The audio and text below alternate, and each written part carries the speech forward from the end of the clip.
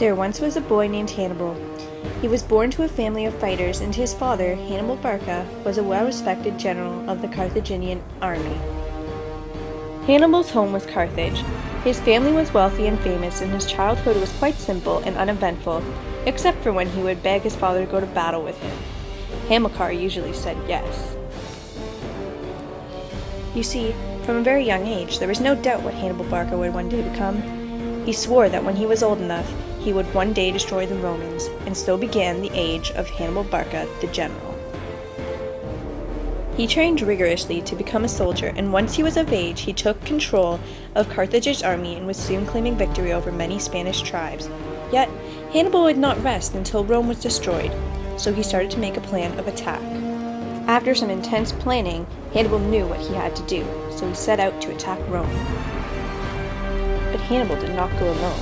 No, he had with him an army of 50,000 infantry, 9,000 cavalry, and 37 elephants, and with this massive force, his journey began. The first obstacle Hannibal and his army encountered was the Alps. Yes, those Alps. Hannibal planned to cross them so that he could attack the Roman Empire from the direction they would least expect. Who could be crazy enough to cross the Alps, with elephants no less? No one had ever before attempted what Hannibal was planning to do, but on the bright side, the Romans wouldn't know what hit them. Trekking through the Alps was no easy task, though, and many of Hannibal's soldiers died along the way. Although, eventually they made it through with much of his army still intact, something to be grateful for after such a long and treacherous journey. Understandably, some of Hannibal's troops did not want to continue, but a few encouraging words from their general gave them the strength to carry on.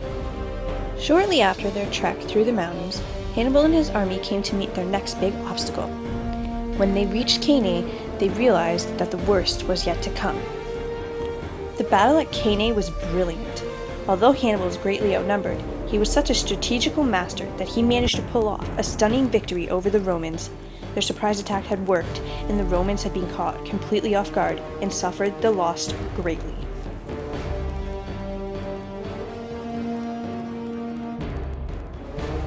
But Hannibal's journey did not end there. He had not yet completed what he had set out to do. Rome was not completely destroyed.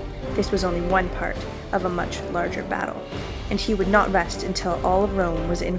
Literally, Hannibal would not rest. He waited 15 years roaming the outskirts of Rome, winning small battles every now and then, but never defeating Rome itself. Then came the real action. Rome was tired of waiting for Hannibal to make his move, so they instead launched an attack on Carthage. Hannibal had no choice but to race back to Carthage and defend his home. He and his army soon reached Carthage, and so began the Battle of Zama. In this battle, Hannibal led the Carthaginians, and Scipio Africanus led the Romans. 15 years after the battle at Cannae, Hannibal tried to repeat his victory at his home, but fell short. In Scipio, Hannibal had finally met his match and suffered a great loss when it mattered most. Scipio returned to Rome victorious, but not before completely annihilating Carthage and enslaving its people. After his crippling defeat, Hannibal spiraled into despair and was never heard from on the battlefield again. That marked the end of Hannibal Barca's journey. However, he will always be remembered as one of the greatest military minds of the ancient world.